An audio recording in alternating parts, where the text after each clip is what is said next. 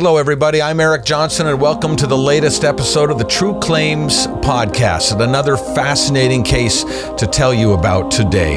Just before 6 p.m. in November of 2013, south of Seattle, a woman named Bethany was about to cross the street in a marked crosswalk. She pushed the button, waiting for the walk sign across the street. She got that sign. The light turned green. She walked across 3 of the 4 lanes, but before she could get to the other side, she sees lights turn the corner right at her, and a delivery truck collided with her, smashing, crushing both of her legs. That driver stopped, got out of the delivery truck, went to check on Bethany, but then said that it had been a different vehicle that had struck Bethany, got back in the truck, and took off, fled the scene. Thankfully, that driver was later found and charged with hit and run. Bethany suffered multiple broken bones. She spent significant time in a wheelchair, more time with casts on her legs. Her treatment amounted to more than $50,000. But amazingly, the driver and the delivery company claimed that they were not at fault. They denied liability. I want to bring in Chris Davis now of the Davis Law Group, the founder of DLG. And Chris, this is a situation where this trucking company and this driver are saying, no, it wasn't us, it wasn't our fault. Right. And we see that frequently. In this particular case, one of the first things that we did was we combed the area to find out if there was video footage of the incident. And the city actually had cameras pointed at that intersection, and we were able to actually get the actual footage that showed exactly what happened. So we knew that the company and its driver were 100% at fault. Irrefutable evidence. Exactly. Undeniable. Exactly. And yet they continued to deny fault. Yeah. And they argued that our client was responsible, even though she was in a marked crosswalk and even though that the cross signal was green in her favor. How can that be? That doesn't even make sense to me. Well, it happens all the time. Big companies, their knee-jerk reaction is to always deny and then deflect blame onto the person that's bringing the claim against them. Is the idea that even if they end up settling and having to pay, they will maybe have to pay less if they continue to deny liability? Yeah, it really depends on the case. In this particular case, so because of the video footage showing unequivocally that our client was in the right, it made them look pretty cold and sensitive and, of course, wrong. Those are the cases that we like because usually juries will punish them. And so we made that threat, and paradoxically, by making the threat of going to trial, they were able to pay a hefty settlement on behalf of our client, Bethany. Amazing. Just amazing. Tell me about Bethany. What can you tell me about this person, family life or anything like that? Well, she was very young, 21, 22 years old, and I believe she was leaving work at the time, heading back home. And, she had taken this route probably dozens or if not hundreds of times before, and she was crossing the street like we all do when the crossing signal is green in our favor.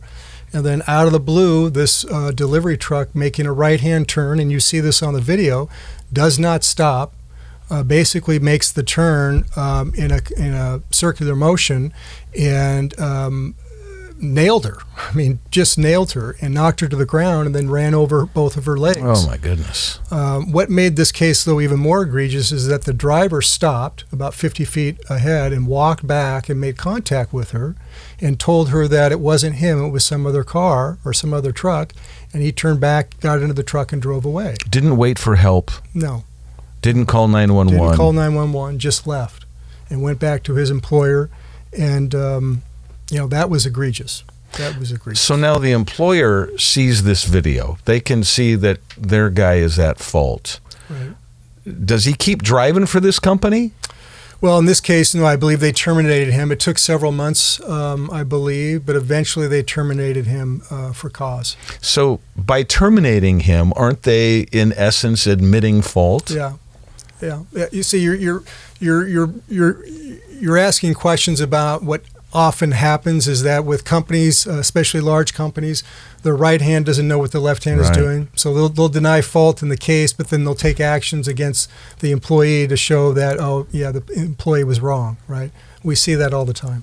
So it was 5:40 in the evening in November. So now it's pretty dark at that time. Was that a factor in this case? It could have been, but with the video and you clearly see her walking and you clearly see the pedestrian signal in her favor, I don't think it impacted the case that much. I think the company was fairly surprised that we had the video once we disclosed it. This was after they, denied any responsibility. So the darkness can play a big factor, but in this case, the video basically mitigated that. This is something I've noticed the Davis Law Group does consistently, right, is immediately comb the area, look for video, and it's amazing how often you find it. Yeah, I learned this a long time ago, maybe 15, 20 years ago. I found video in a case that made the case. And so right then and there, I knew that one of the first things that we do when we accept a case like this is to look to see if there is video in the area. And I would say maybe 20% of the time there is. Sometimes it's with a business that has our surveillance camera. Yeah. Sometimes it's a homeowner, and sometimes it's the DOT traffic camera that's looking down an intersection like in this case. I'll bet you 25 years ago it was 1% of the time, right? Yeah. I mean, the numbers keep going up. Yeah, with everybody now has cameras and YouTube generation, that definitely is the case. Well, let's talk about the injuries that Bethany sustained. I use the expression that it crushed both of her legs. Right. And you mentioned that the truck then rolled over her legs during the accident. So this must have been really, really bad. Yeah, she broke several bones in each of her legs, and she was in cast for both of her legs for I want to say at least 90 days or so. And so she had been off work during that time, of course, and her recovery after the casts were removed was slow and painful, so she had to develop more strength. I believe she had a permanent limp, if I'm not mistaken.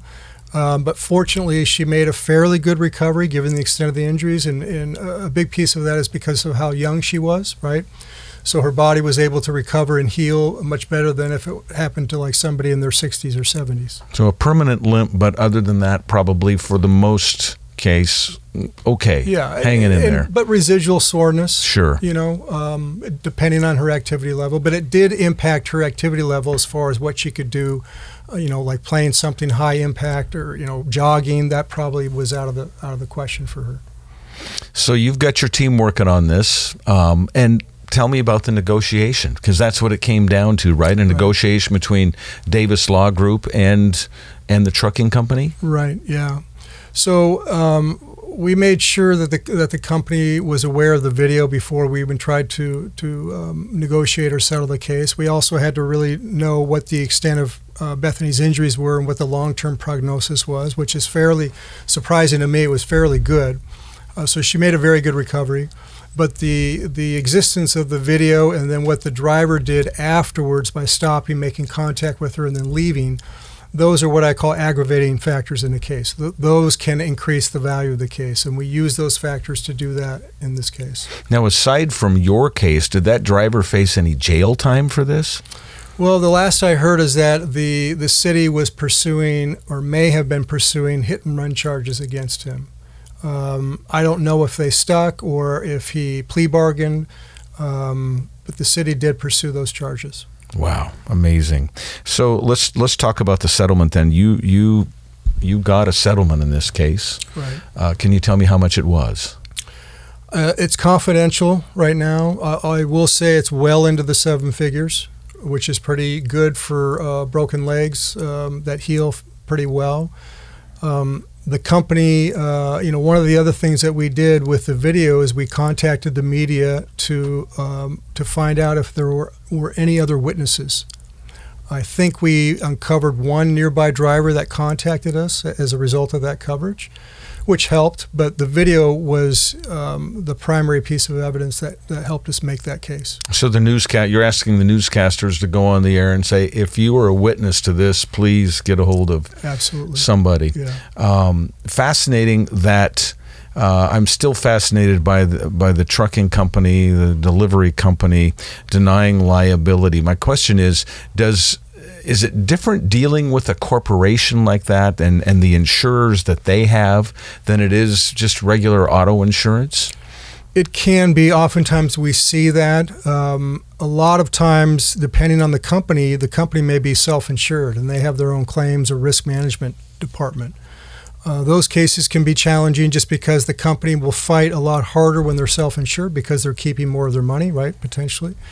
There are other insurance companies that specialize in providing insurance to large corporations, especially ones that have a delivery component to their operations.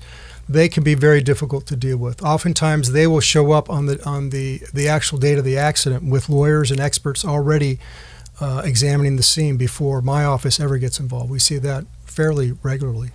On a personal note, Chris, it must feel good to get a judgment like this for a client like this. A young woman, 21 years old, didn't do anything wrong. Right. This was a hit and run situation. Clearly they were at fault. It has to feel good. Oh, absolutely. It's one of the pleasures that we get from what we do is, when we take on a case, the things that we do early on to increase the chances of success can oftentimes be life-changing for the client. Makes or break the case, strengthens it to the point where we don't have any problem securing a favorable settlement for our client. But yeah, seeing the life-changing impact that a large settlement can make, especially when somebody has tens of thousands, sometimes hundreds of thousands of medical bills in the past, and that they will also incur in the future. It's powerful. Fantastic. And we always like to talk about takeaways after these discussions that we've been having about these cases. And what's your takeaway here? How do you avoid an accident like the one that happened to Bethany? And how do we stay out of situations like that? I mean, she didn't do anything wrong. She didn't do anything wrong. I mean, in hindsight, when you're crossing the street, even though you have the pedestrian signal in your favor, should you look? Yes, because we don't see it often, but people, drivers especially, that break the law, run a stop sign, fail to stop before turning. We see that very frequently. So had Bethany maybe taken a few seconds before crossing the street and watching to see where everybody is at, could she have avoided it? Perhaps.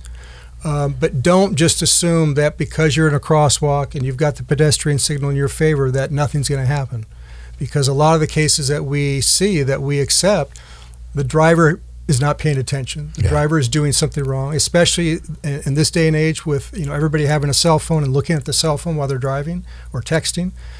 You've got to stay aware at all times. And then what's your advice to accident victims who are in a situation, where the person at fault says, no, it wasn't me, I didn't do that, it's my word against yours? What's your advice to someone in a situation like that? For serious cases and serious injuries, they should hire an attorney immediately, one that has a reputation for performing deep and strong investigations, so like uncovering video evidence like we did in this case. That made the case. Without that video, she would not have recovered nearly as much as we were able to recover without it. So acting fast for serious injuries, so that they make sure that the evidence that is favorable for them is collected and not lost. Well, congratulations to the Davis Law Group on getting that settlement. And we certainly hope that Bethany heals up to the best possible way that she can. It sounds like she's going to be okay. Yeah. Fascinating case. I'm Eric Johnson. This is Chris Davis of the Davis Law Group, and that's the latest episode of the True Claims Podcast. We'll see you next time.